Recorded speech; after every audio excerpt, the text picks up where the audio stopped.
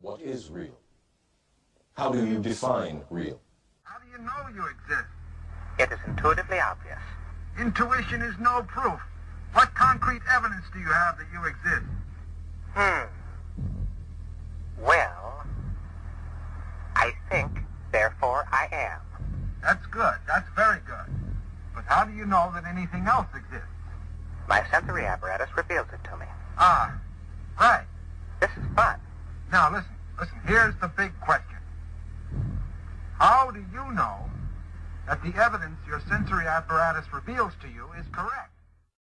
If you're talking about what you can feel, what you can smell, what you can taste and see, then real is simply electrical signals interpreted by your brain. What I'm getting at is this. The only experience that is directly available to you is your sensory data. And this sensory data is merely a stream of electrical impulses that stimulates your computing center. In other words, all that I really know about the outside world is relayed to me through my electrical connections. Exactly. Why, that would mean that I really don't know what the outside universe is like at all, for certain. That's it. So we're really like blind people groping around with these feeble little senses to determine what reality is. Make sense of the world only if we base the world on consciousness. World is made of consciousness, world is consciousness, consciousness is the ground of it. Quantum physics makes this as clear as daylight. If you want to see fear in a quantum physicist's eyes, just mention the words, the measurement problem. The measurement problem is this: an atom only appears in a particular place if you measure it. In other words, an atom is spread out all over the place until a conscious observer decides to look at it. So the act of measurement or observation creates the entire universe. Today, a young man on acid realized that all matter is merely energy condensed to a slow vibration, that we are all one consciousness experiencing itself subjectively. There's no such thing as death. Life is only a dream, and we're the imagination of ourselves. And this is exactly what mystics have been trying to tell us for so many years, that the world is an illusion and that the real world and universe is a non-physical. Shamans see the universe as made of primal vibrational stuff.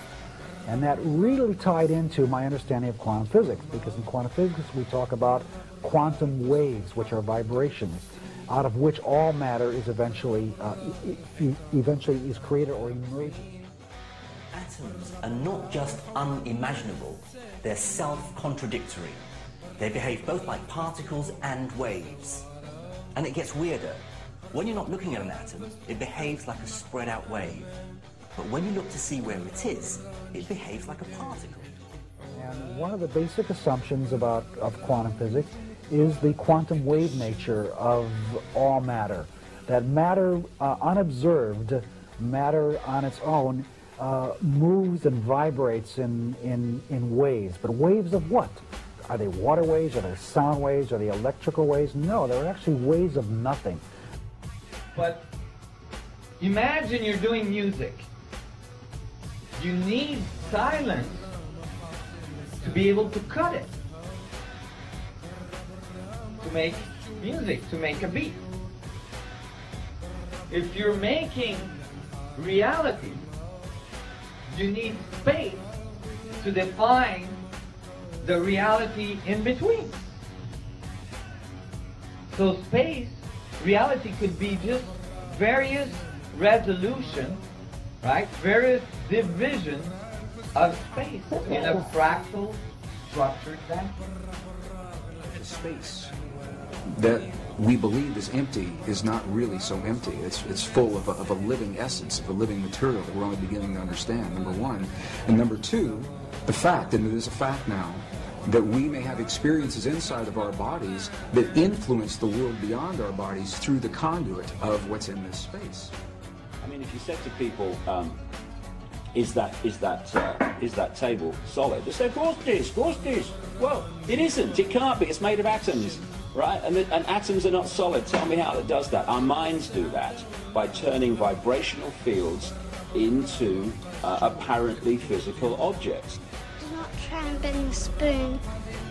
That's impossible.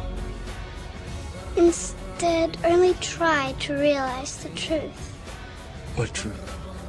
There is no spoon.